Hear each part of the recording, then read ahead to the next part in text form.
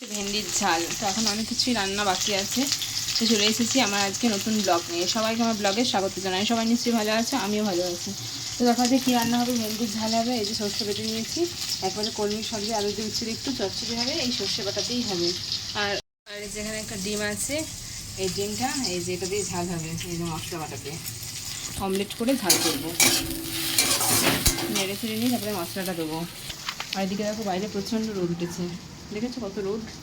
গ্যাসটা তো একদম মরেই গেল, আর কিছু করার নেই। তো আমি জামা কাপড়গুলো ওপর থেকে নিয়ে চলে এসেছি, এই নাহলে সব একদম রং ছুটে যাবে। তো চলো, ভাতটা তো এদিকে হয়ে গেছে, তো চলো ততক্ষণ রান্নাটা করে নিই। ভেন্ডি ঝাল হয়ে গেছে, এখানে নামিয়ে দেবো। আর এই যে ডিমটা ভরে নিয়েছি, ডিমটা আগে অমলেট করে নিই, তারপরে তরকারিটা করবো। আর ভাতটা এখানে তুলে দিয়েছি। এই যে ডিমের মশলাটা এই যে কষা হয়ে গেছে, এই যে ডিমটা এখানে ভেজে নিয়েছি। এই ঝালটা নেমে গেলেই এইটার তরকারিটা করবো, ব্যাস তাহলে মোটামুটি হবে। এই যে হয়ে গেছে ডিমের অমলেট করে কারিটা, এবার নামিয়ে দেবো। মানে ভেন্ডির ঝালটা তো নামিয়ে দিয়েছি আগে, তারপরে এটা করব। তো চলো এটা নামিয়ে দিই। এই যে ডিমের অমলেট কারিটা নামিয়ে নিয়েছি। উচ্ছেটা এখানে ভেজে নিয়েছি, অল্প একটু উচ্ছে দিয়েছি, বেশি উচ্ছে দিই না, ভেতর হয়েছে কিন্তু উচ্ছেগুলো একটু তেতেই বেশি। এই যে আলুটা ভাজা ভাজা হয়ে গেছে, এবার এই শাকগুলো দিয়ে ভাজবো। তারপরে ভাজা ভাজা হয়ে গেলে অর্ধেক সেদ্ধ হয়ে যাবে ভাজতে ভাজতে, তারপরে তোমার সর্ষে বাটা দেবো। এই রান্নাটা যারা জানা না তারা কিন্তু খেয়ে দেখতে পারে, খুব সুন্দর খেতে হয় কিন্তু এই রেসিপিটা। তুমি যদি চাও তোমরা পুরো ভিডিওটা দেখবে, এখানের মাধ্যমে তো রেসিপিটা তোমরা জেনে যাচ্ছে, তাই না? আমরা আলাদা করে তাই রেসিপি আর দিই না।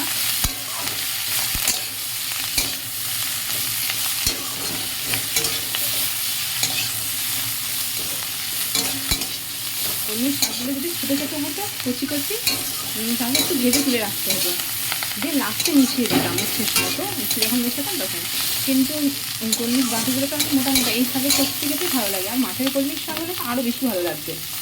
তার জন্য এটা একসাথে ভেজে নিচ্ছি, কেননা ভেজে নিলে তাহলে সিদ্ধটা তাড়াতাড়ি হয়ে যাবে। আর এই শাকটা একটু বেশি আছে, এইসব তরকারিতে শাকটা একটু বেশি হলে তাহলে টেস্টি হয় বেশি।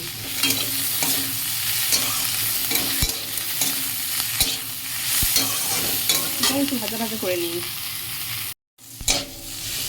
সব মশলা দিয়ে একটু জিরে গুঁড়ো দিয়েছি, সর্ষে বাটা দিয়েছি, আর হলুদ গুঁড়ো দিয়েছি, ভালো করে মশলাটা কষে নিয়েছি। এবার জল দিয়ে দেবো।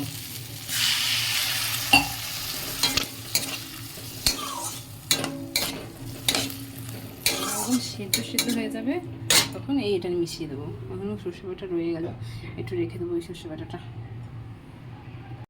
এই যে ভাতটা এখানে বেড়ে নিয়েছি, নিচে নিয়ে চলে যাবো। আর এই যে তরকারিটাও হয়ে গেছে, একটু শুকনো হলে নামিয়ে নেব। এই পর্যন্তই। যারা ইউটিউব থেকে দেখছো তারা ইউটিউব চ্যানেলটাকে অবশ্যই সাবস্ক্রাইব করে দেবে, আর যারা ফেসবুক থেকে দেখছো তারা ফেসবুক আইডিটাকে ফলো করে দেবে। সবাই যেমন ভালোবাসা দিচ্ছে তেমন ভালোবাসা দেবে। তোমাদের ভালোবাসায় আমার ফেসবুক ফ্যামিলি 24,000 ক্রস করেছে, তো এইভাবেই ভালোবাসা দিয়ে থাকো। তো আজকের ব্লগ এখানেই শেষ করলাম, টাটা।